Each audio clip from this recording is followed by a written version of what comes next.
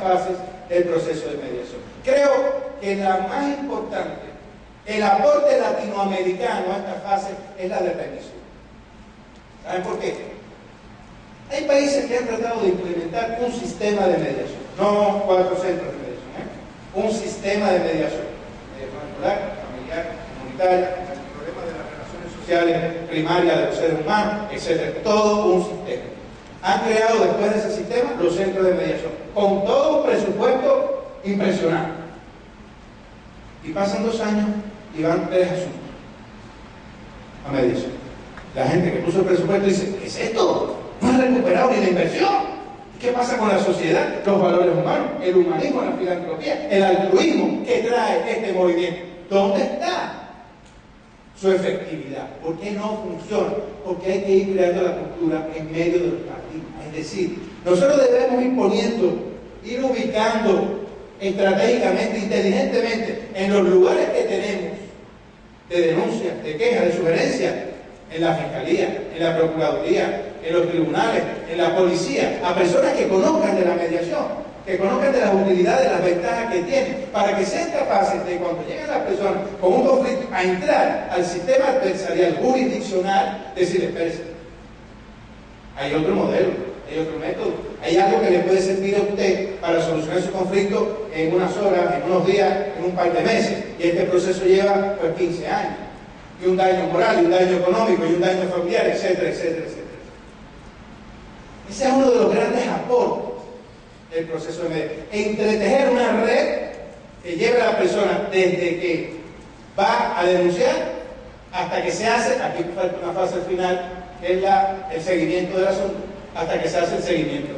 Esta llamada que decía el maestro, entonces, de cómo van las cosas, cómo se solucionó, cómo se sienten, qué tal han hecho, cómo les va, etc. Hay cuestiones interesantes que ha aportado la escuela latinoamericana como sistema. Son las cuestiones que los mediadores trabajan en sus procesos. Cómo lograr un enlace en la participación de los mecanismos de acuerdo. Cómo lograr un nuevo estilo de interacción. Cómo contextualizar lo que estamos haciendo. Cómo redimensionar las historias con elementos de concepto para llegar de consenso, para llegar a esta tercera historia alternativa. ¿Para qué? Para tener una nueva visión, para que nos adelante el camino de la solución del conflicto, para sacarlos del dibujo y lograr llegar a la comprensión y la colaboración.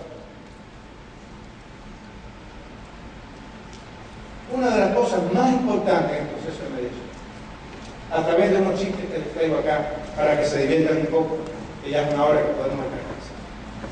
Solamente leerlos y después vamos a decir por qué. En cuanto a la comunicación, ¿qué ha aportado el humor latinoamericano a la mediación?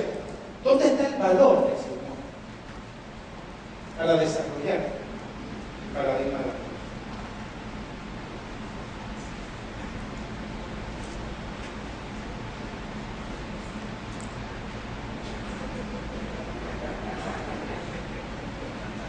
Aprenda a preguntar correctamente. En mediación no se pregunta por preguntar. En mediación no se pregunta para conocer el chisme. Decía nuestra querida amiga y profesora Sara Koch, un día que tomábamos con ella un refresco, decía, yo no necesito llegar a la recámara nupcial ni matrimonial para conocer lo que está pasando en un conflicto. Yo quedándome en la sala de la casa tomándome un café, ya para mí es suficiente. ¿Qué quiere decir con ella? En el conflicto no vamos a hurgar como otras escuelas de otros lugares, que van a tratar de hurgar en las causas y condiciones que generaron el conflicto, como si fuera un estudio de criminología. Me recuerdo cuando los grosos, Ferri y Garofa, ese señor es feo, es asesino. ¿Por qué? A lo mejor era la persona de mayores valores del mundo.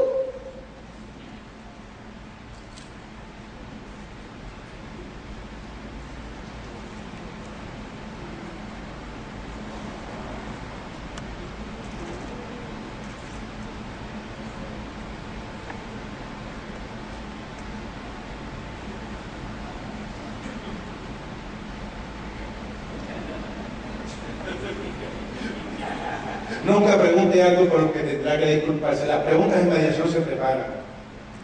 Los juegos de interacción con esta técnica de Tom Andersen, de cómo interactuar el mediador y el comediador, cómo se prepara, cómo se prevela. Hay muchos movimientos de mediación que aparecen de pronto, porque la realidad es más rica que cualquier previsión. Pero podemos estratégicamente estar preparados cuando hemos calibrado correctamente a nuestros mediados. Yo hoy les enseñaba en nuestro curso, a nuestros cursistas cómo calibrar. ¿Cómo lograr una calibración lo más cercana posible a la realidad? Tampoco piensen que esto es magia, ni es vudú. Sí. ¿Cómo acercarnos un poco a calibrar a nuestros mediados?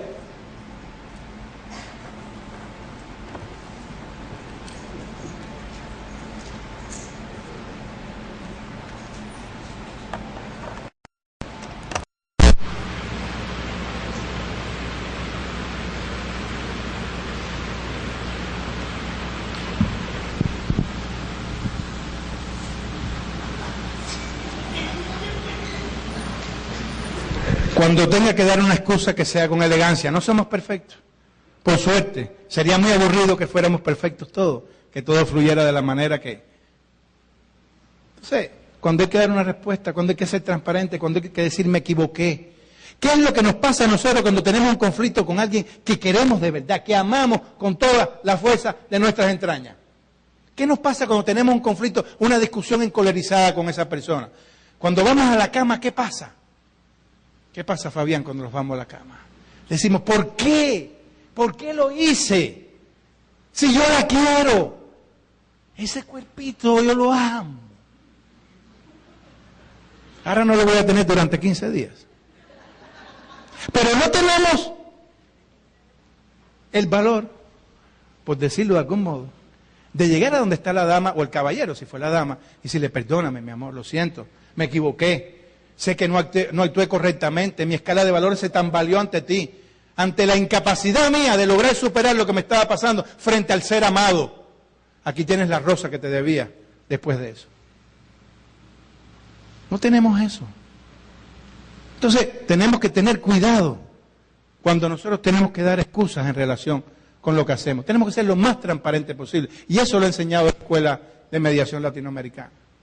Ha enseñado a aclarar, a clarificar. Cuando haga preguntas filosas, prepárese para respuestas cortantes. Tenga cuidado con la cultura de las personas. Tenga cuidado con la idiosincrasia, no vaya a ofender sin darse cuenta. Tenga mucho cuidado de eso. En nuestra cultura latinoamericana, como yo decía, no le tememos, es decir, no vamos a buscar conflicto, pero no le tememos. Cuando vemos algo que se nos está encimando, pues nosotros ponemos el pecho. A veces no los parten, pero bueno, por lo menos lo ponemos. Y decimos, somos valientes. Aunque a veces es mejor decir, aquí corrió, que aquí quedó. También esa cultura se puede intronizar de alguna manera relacionándola con la propia mediación, ¿no? Entonces, tenga cuidado con las preguntas, no voy a transmitir mensajes erróneos en relación con la cultura que la está recibiendo.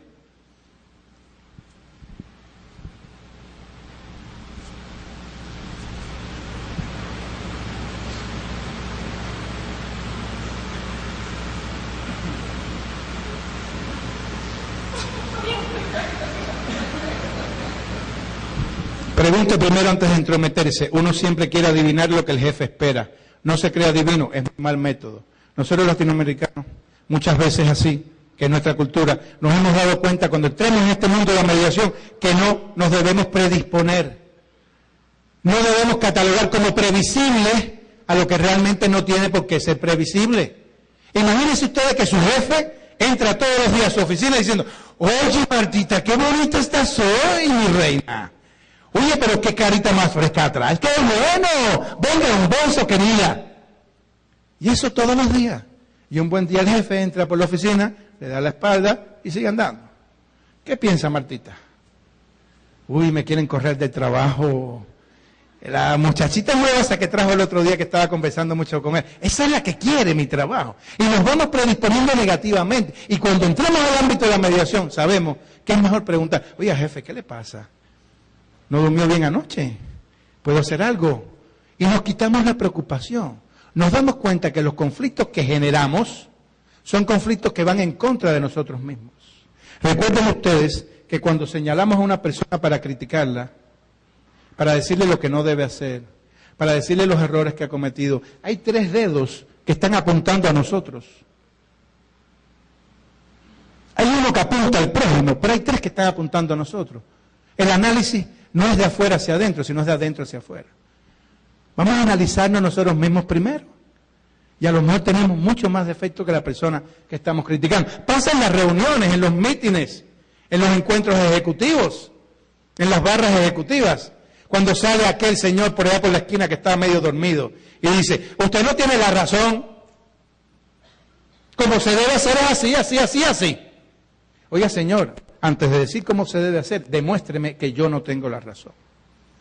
Y después usted diga todo lo que quiera decir. Porque quien acusa corre con la carga de la prueba. Y no podemos caer en el famoso nihilismo ruso de los siglos atrás, de la negación por la negación.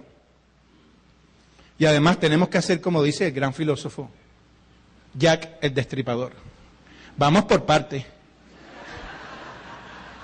Primero los dedos, después las manos, después el antebrazo, después el brazo, después el hombro. ¿Correcto?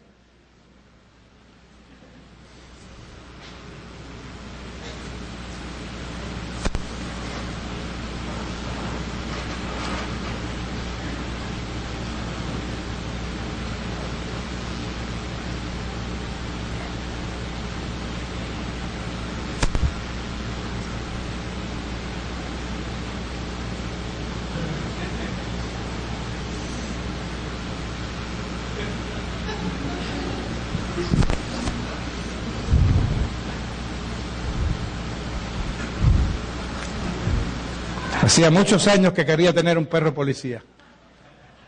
Hablar no es lo mismo que comunicarse. Para comunicar, el prójimo tiene que ser importante. Lo que entienda el prójimo de nosotros tiene que ser lo esencial.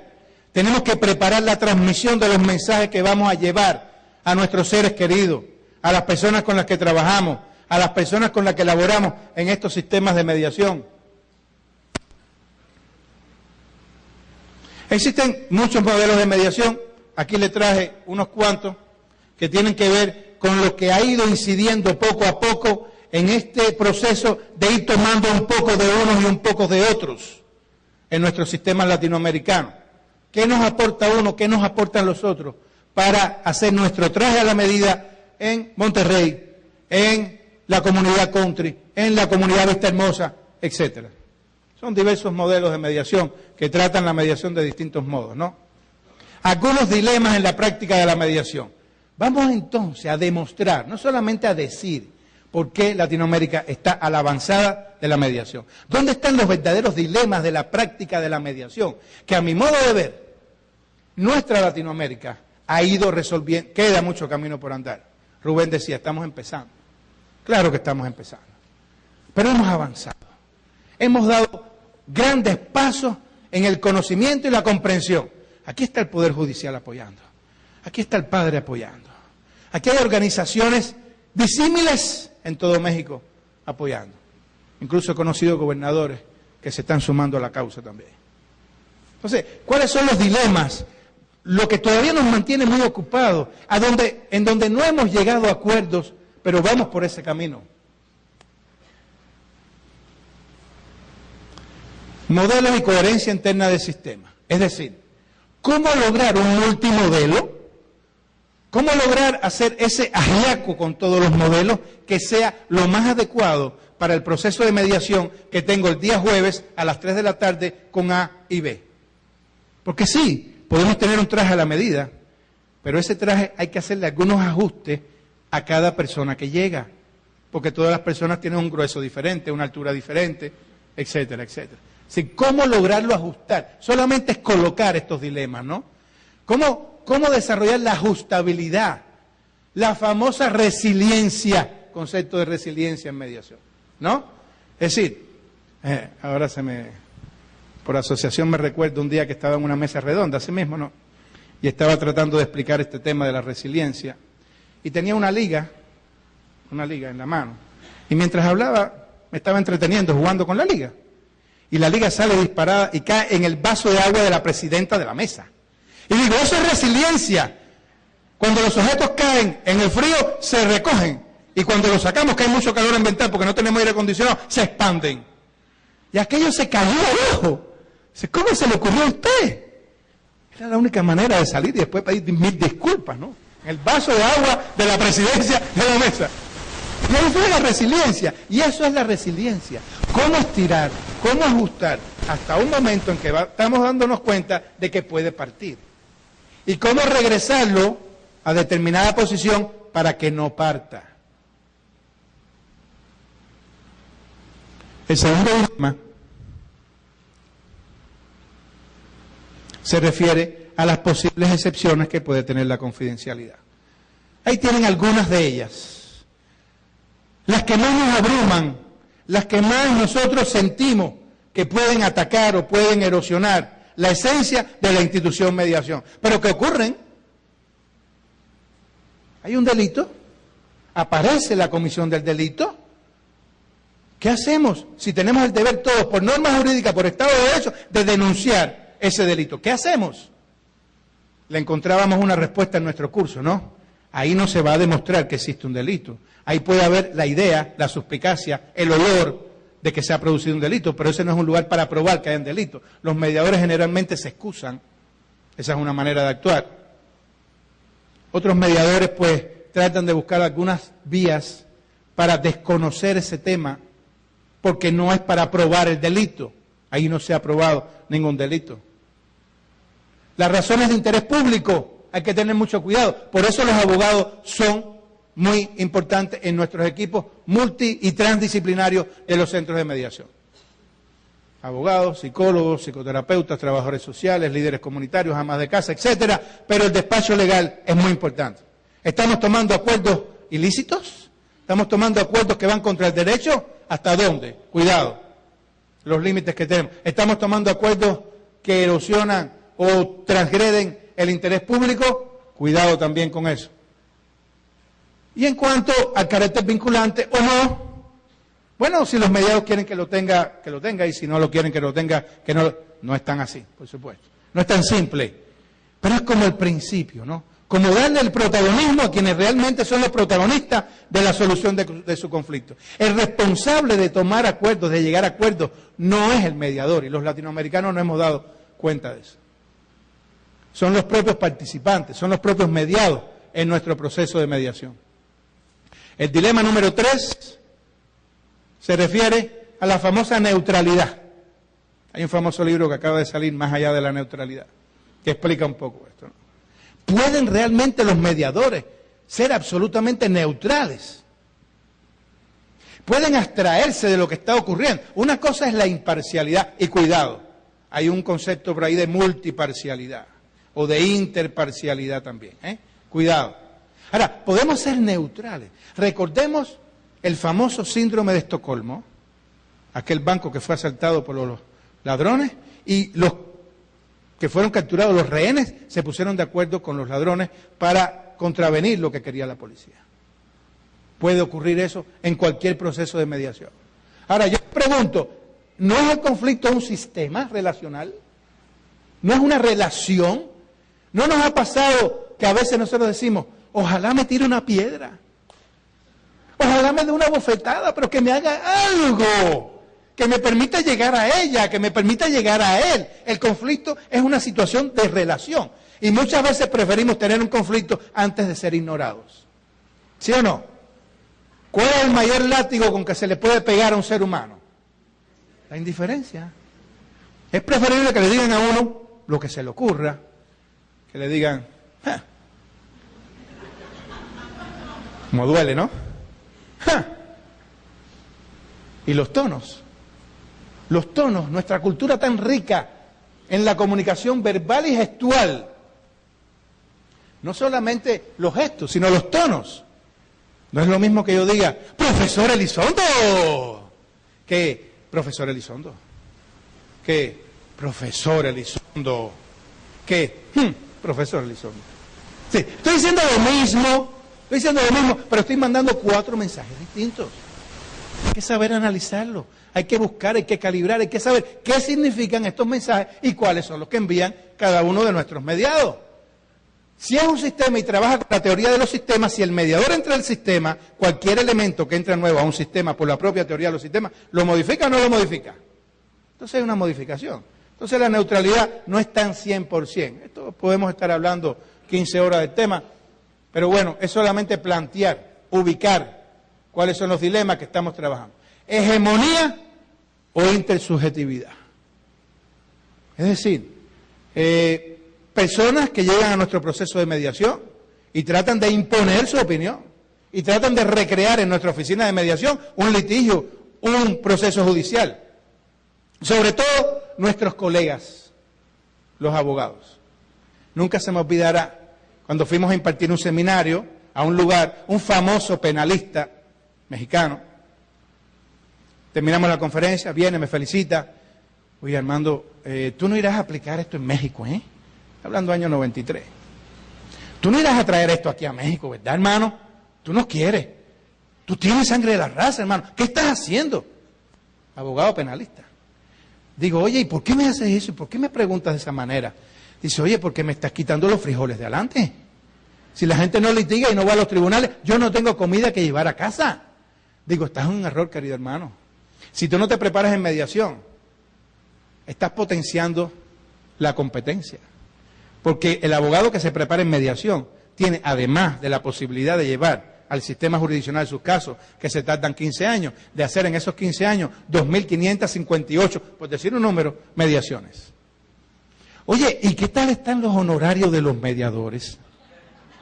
Oye, mira, hay muchos mediadores que trabajan libremente, sin cobrar ningún honorario, porque esto tiene mucho de filantropía y altruismo. Hay otros que tienen unos salarios mínimos, hay otros que tienen unos salarios que se ponen de acuerdo en cuanto a los honorarios con los propios mediados. Y bueno, conozco a Vinyamati, conozco a algunos mediadores ONU que los llevan a los conflictos bélicos y que le pagan $5,000 la hora de mediación. Oye, ¿cuándo empieza tu curso, Oye, ¿cuándo podemos ir allí a aprender un poco de este tema, Pues mañana a las 7 de la mañana nos vemos acá, querido.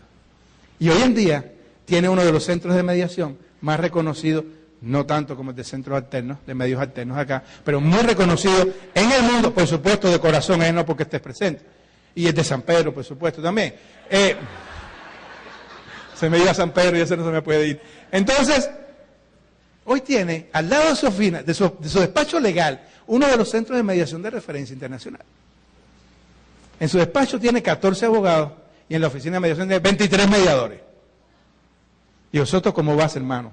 Dice, oye, estoy compitiendo con la competencia.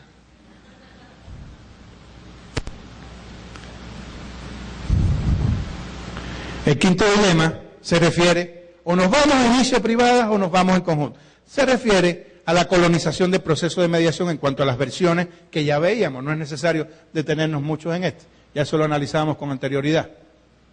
El doble rol de las narrativas en mediación. El conflicto se atrinchera en narrativas.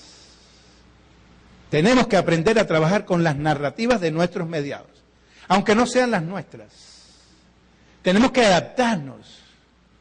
Nuestro querido hermano Juan Manuel Lobo Niembro presentaba en el Congreso Mundial pasado una ponencia relacionada con cómo el mediador es capaz de trabajar para tratar de quitarse un poco el peso de todos esos conflictos que trabajaba todo el día en sus mediaciones.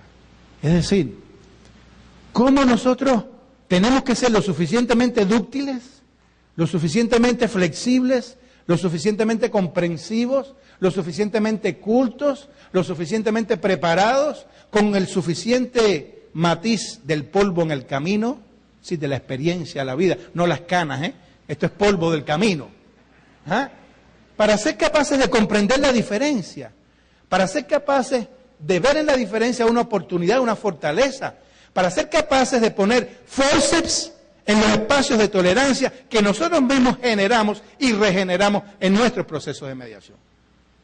Hay mediadores que se tienen que excusar de determinados procesos, pero ya esa es la última carta de la baraja, como le decimos. ¿Cómo adaptarnos a ese nuevo conflicto, a esas nuevas personas, a esas nuevas pretensiones que traen a nuestra oficina de mediación? Desde el por qué hacia el para qué. Nos hemos dado cuenta de que no nos interesan las causas y condiciones que generaron el conflicto. Nos hemos dado cuenta que no nos interesa quién es culpable o no. Es un concepto que no está dentro de la fisionomía estructural conceptual de la mediación. Estamos hablando hacia el futuro. Vamos a ver con qué tendencia vamos a trabajar. Vamos a ubicar un horizonte y vamos a trabajar juntos para llegar a ese horizonte. Es la filosofía de nuestro proceso latinoamericano. La multidimensionalidad de los conflictos. Lo delicado del asunto es que el conflicto se presenta en una especie de pulpo regenerador. Uno le corta un tentáculo y se le puede reproducir. En el propio proceso de mediación o después. Por ejemplo, este matrimonio que viene al proceso de mediación, que se va a separar y al final no se separa. Con esta abducción que hemos logrado, con lo inédito en lo emergente, han visto nuevas potencialidades en su relación y al menos se van de la oficina de mediación a repensar lo que van a hacer. Y uno como mediador dice, bueno, estoy en el camino de la solución. Probablemente hasta se puedan reunir finalmente. Y al otro día uno los llama y dice, no queremos ir a ningún lugar, nos vamos a negociar por el tribunal. Y dice, ¿qué es eso? ¿Qué pasó? ¿Cómo varió?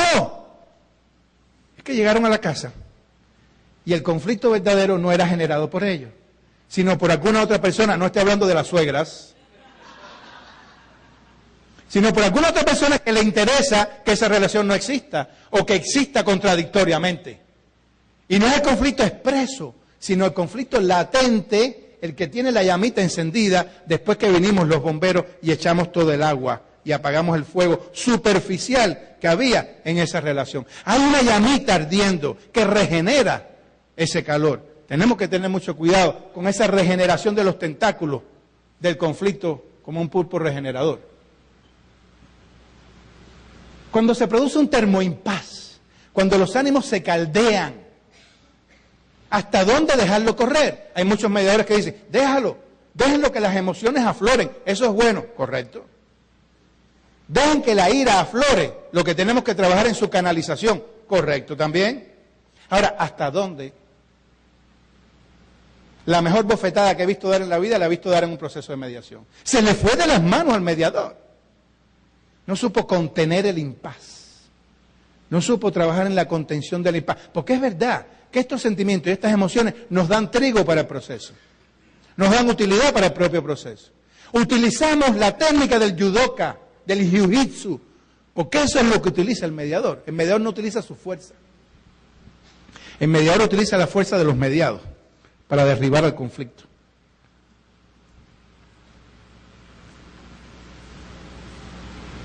El dilema del tránsito de la metáfora hacia el metálogo resignificado. ¿Qué quiere decir con esto? Variar, resignificar. Resignificar todo lo que sea resignificable.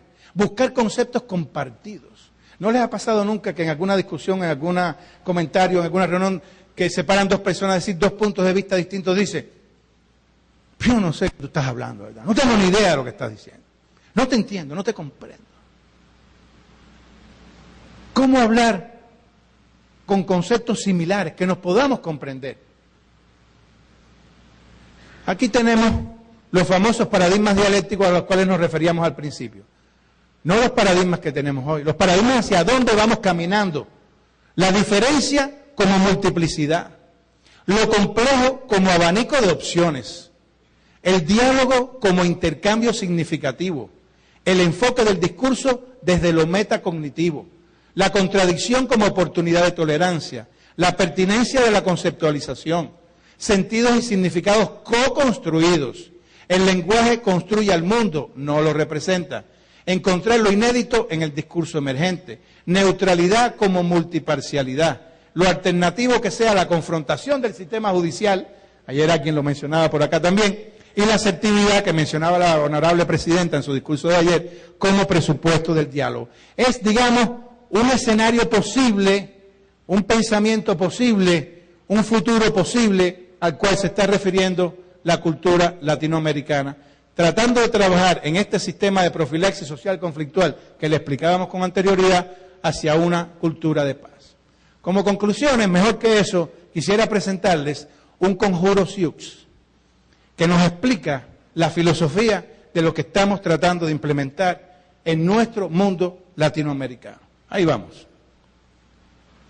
Cuenta una vieja leyenda de los indios Sioux que una vez llegaron hasta la tienda del viejo brujo de la tribu, tomados de la mano Toro Bravo, el más valiente y honorable de los jóvenes guerreros, y Nube Azul, la hija del cacique y una de las más hermosas mujeres de la tribu.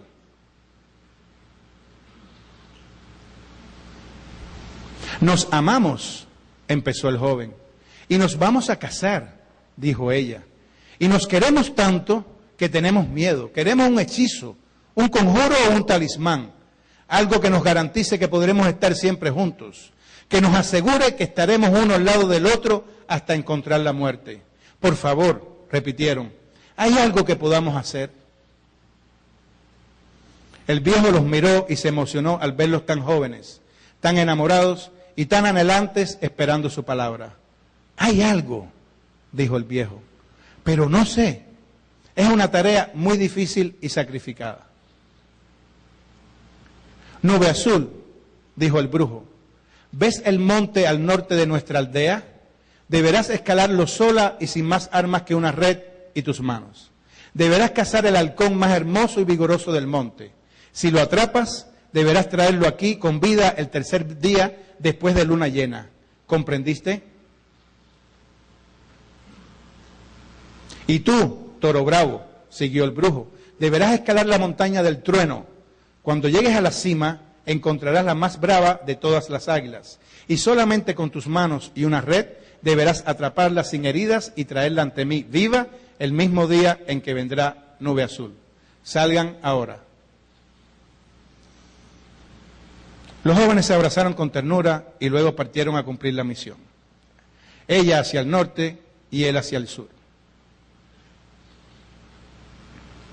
El día establecido, frente a la tienda del brujo, los dos jóvenes esperaban con las bolsas que contenían las aves solicitadas. El viejo les pidió que con mucho cuidado las sacaran de las bolsas. Eran verdaderamente hermosos ejemplares.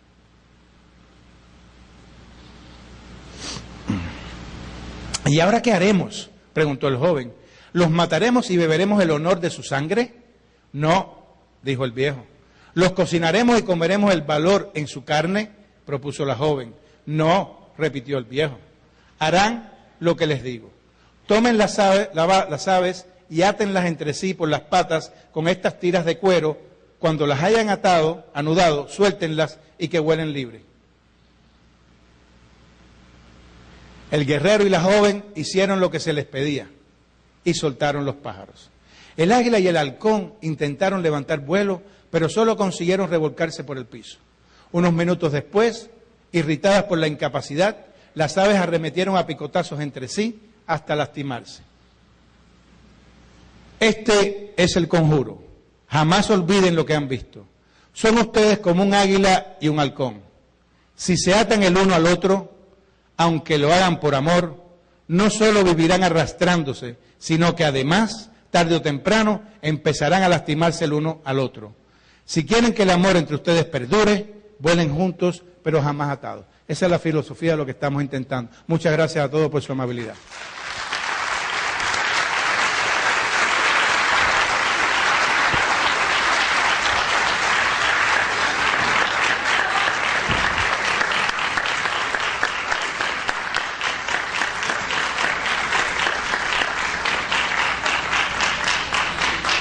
Gracias, Armando. Gracias por tan brillante conferencia y por tan sabias recomendaciones y reflexiones sobre la mediación y sobre el trabajo en América Latina y por lo que nos has compartido el día de hoy. Si hay preguntas en el auditorio que le quieren hacer al doctor Castanedo, por favor, este es el momento para hacerlo. Adelante, lo que gusten, preguntas, comentarios, cualquier cosa. Nos sentimos halagados con poder ayudar. Adelante.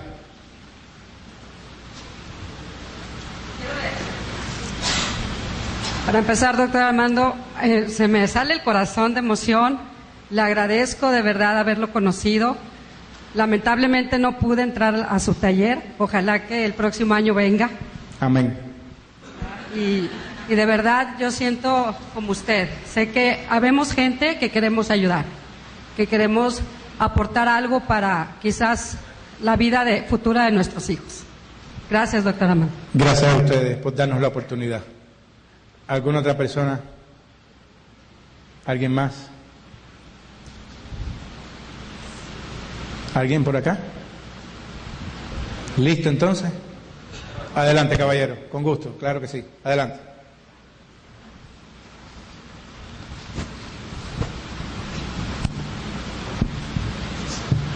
Buenas tardes, doctor.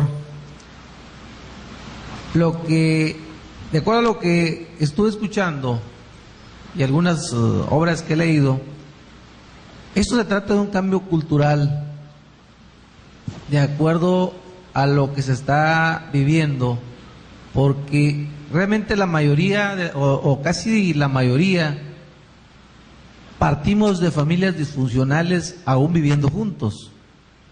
Y hemos adoptado una conducta del aprendizaje, del ejemplo, que a través de la fuerza se logra ganar en los conflictos.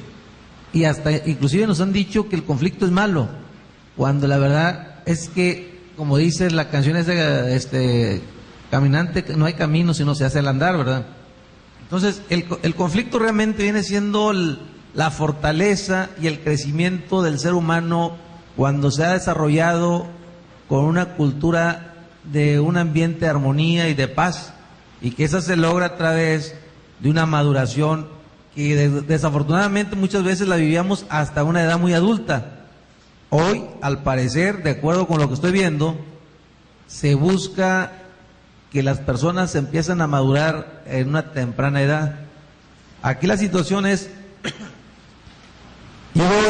yo veo este auditorio, no sé cuántas butacas tenga y cuántos vengan del Poder Judicial, obligados o voluntarios, no sé, ¿verdad? Pero yo me quedo pensando y le decía al compañero de aquel lado, digo, fíjate cuántas butacas hay y cuántas personas interesadas están en esto que es un cambio y que realmente vale la pena, porque esto es enseñarnos a comunicarnos, esto es hacer a un lado la violencia, esto tal vez es lo que nos deberían enseñar en casa, porque realmente una buena cultura se hace desde la cuna de la casa de uno, y es la que nos va a fortalecer para que el día de mañana seamos personas equilibradas. Que muchas veces se confunden conceptos, ¿verdad? Creen que ser equilibrado es ir en línea recta. No es cierto.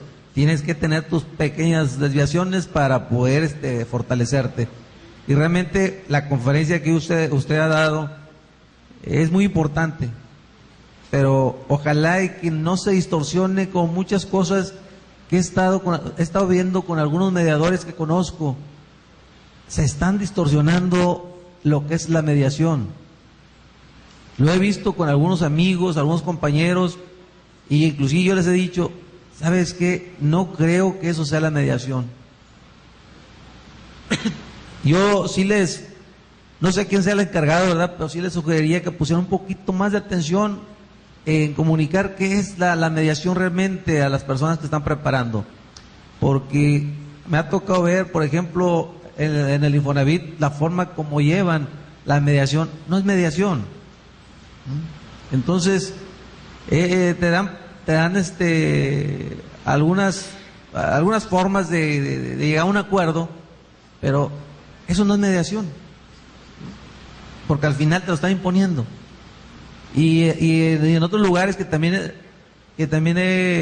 tengo conocidos, y cuando he platicado con ellos, les digo, mira, yo no he llevado el curso de mediación, le digo, pero he tenido preparación en otras materias que tienen mucho que ver con conciliar o mediar, le digo, y lo conozco, y no creo que esto sea la mediación, le digo.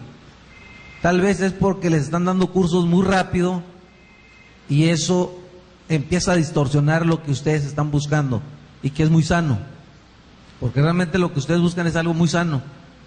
El problema empieza cuando se empieza a hacer todo light y empieza a haber conflictos. Ojalá y que pongan un poquito más de visión en eso y de interés, que no sean cursos así nada más porque 2-3 meses y ya estás calificado para ser mediador, porque no es cierto. En 2-3 meses no te calificas para ser mediador. Se requiere no nada más conocimiento, sino también una tener más más cuestión emocional, tener conocimiento de tus emociones, de tus sentimientos, de tu pensamiento, porque usted todo lo que acaba de decir, al final se va a lo que es puro pensamiento, porque eso es, el ser humano es pensamiento y hay que saber cómo esa parte que no nos gusta o esa parte que nos da el conflicto, cómo transformarla en algo que nos beneficie. Ojalá que se ponga un poquito más de atención en eso y yo los felicito por lo que están haciendo porque realmente es algo muy bueno y más que se dan conferencias gratuitas, pues ojalá que los aprovechen porque realmente hacer un estudio en buscar saber cómo comunicarte o buscar saber conocer tus emociones, tus sentimientos, son cursos muy caros y si aquí te lo están otorgando gratis, pues aprovéchalos. Felicidades.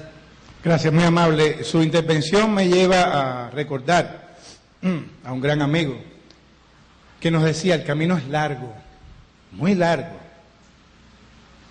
Si les cabe a ustedes, los que han empezado como pioneros, la cualidad de precursores, bendito sea Dios. ¿Qué pasa? La preocupación es importante con ese tema, pero no tenemos que estar sobre preocupados. ¿Por qué? Porque al final la humanidad lo va a necesitar tanto que lo va a tener que generar de todas maneras. Me decía mi amigo Edward Benjamata, este conflictólogo que lo llevan a los conflictos bélicos, me decía, ¿sabes qué? Te voy a decir una cosa muy cruel, pero que es lo que pasa en la realidad. ¿Sabes cuál es el momento en que mis mediaciones son más efectivas? Digo, ¿cuál? Es en el momento donde en el conflicto bélico corre más la sangre, porque es el momento en que más me necesitan.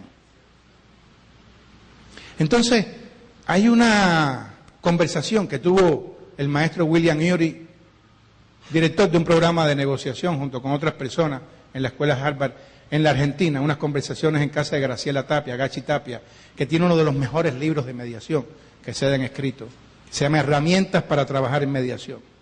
Graciela Tapia y Francisco Díez. Y entonces decía Ury allí, decía lo siguiente, no nos preocupemos demasiado con las piedras que encontremos en el camino. Nuestros hijos se van a encargar. No estaba muy claro y le preguntábamos, ¿por qué? Porque si generamos en nuestros hijos los paradigmas nuevos antes de que conozcan los que conocimos nosotros, eso va a ser lo necesario para ellos. Ellos van a enseñar a sus papás a que no hay otro camino que dialogar, a que no hay otro camino que comprenderse, a que no hay otro camino que alimentar la paloma de la paz cuando se posa en el hombre de los seres humanos. Ese es el camino final. Es verdad que es largo, pero fuerzas están demostradas para trabajar. Pulmones de sobra, porque en los momentos más complejos han florecido los movimientos que siempre han llevado el humanismo por delante. Y si no, pensemos cuál ha sido el imperio que nunca ha caído. Cayó el Imperio Romano, aunque se mantengan algunas de sus instituciones, pero nuestra fe cristiana no. ¿Y creen ustedes que no encontró dificultades en el camino? Al Señor lo crucificaron para que nosotros conozcamos los valores que pueden tener los seres humanos para solucionar los conflictos que amargan nuestros corazones, para sacar cada día corazones más fuertes frente a la adversidad. Y esa fortaleza parte de ver la adversidad como una oportunidad. Cambiemos el concepto de adversidad y cambiará la forma de gestionar los conflictos entre los seres humanos que recibimos el pan nuestro cada día. Muchas gracias a todos.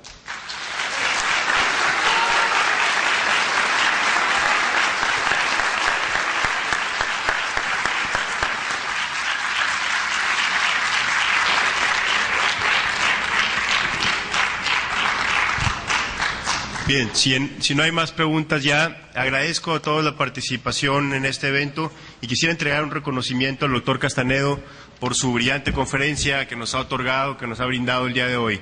Y me permito leerlo al efecto.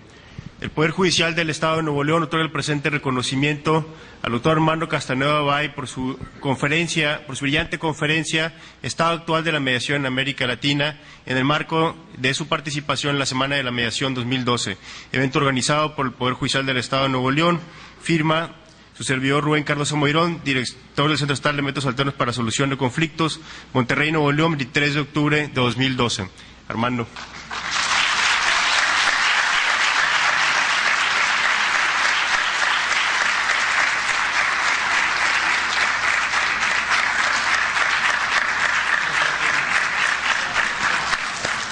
Gracias nuevamente, Armando, por tu participación. Gracias a todos por su asistencia. Lo esperamos el día de mañana con la conferencia del doctor Víctor Hugo Pérez Hernández sobre la mediación como prevención de conductas penales. Gracias a todos. Que tengan una buena tarde.